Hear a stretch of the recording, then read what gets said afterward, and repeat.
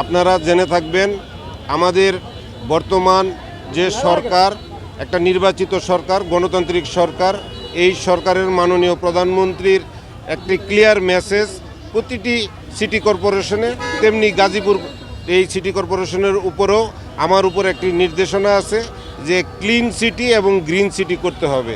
সেই মেসেজকে আমরা বাস্তবায়ন করার জন্য ইতিমধ্যে আমরা পরিষ্কার পরিচ্ছন্নতার কাজে আমাদের যে পরিচ্ছন্ন বাহিনী আছে তাদেরকে আমরা মাঠে নামিয়েছি, তারা কাজ করতেছে। যেখানে অবৈধ দখলদার আছে সেখানে আমরা আমাদের নির্বাহী কর্মকর্তা সহ, আমাদের জেলা ম্যাজিস্ট্রেট সহ, আমাদের বিভিন্ন পর্যায়ের কর্মকর্তা সহ, স্থানীয় নেতৃবৃন্দ সহ, বাজার কমিটির নেতৃবৃন্দ সহ আমরা আজকে এই গাজীপুরের প্রাণকেন্দ্রে রেল গেটে যে অবৈধ স্থাপনা সেটি আমরা উচ্ছেদ করতেছি।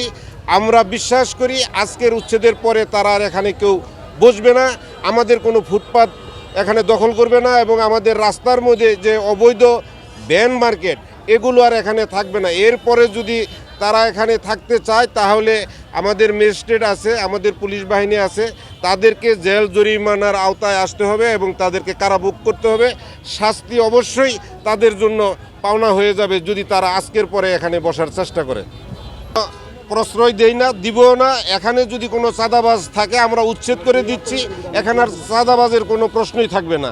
যে নাগরিকদের সমন্বয়ে কোথাও তাদেরকে পুনর্বাসন করার জন্য আমরা চেষ্টা করব কিভাবে তাদেরকে পুনর্বাসন করা যায় যাতে কোনো পরিবেশের নষ্ট না হয়, পরিবেশের ক্ষতি না হয়, এবং কি আপনার রাস্তাঘাট এবং কি ফুটপাত যাতে আর দখল না হয়, এটা দখলমুক্ত রেখে যে কোনো একটি জায়গায় যদি তাদেরকে পুনর্বাসন করা যায়, এই শহরবাসী যদি একমত থাকে আমি তাদেরকে ডাকবো, মিটিং করব, তাহলে তাদেরকে যে কোনো জায়গায় আমি পুনর্বাসন করার জন্য শহরবাসীর সাথে একমত থাকবো।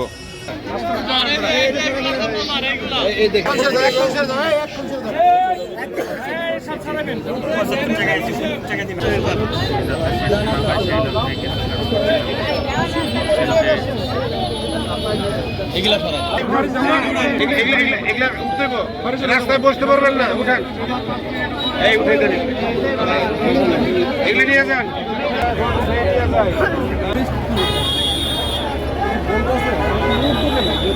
যাওয়ার পরে দোয়ান ঘুরে 10 মিনিট সময়, আধা ঘন্টা ভাঙে করে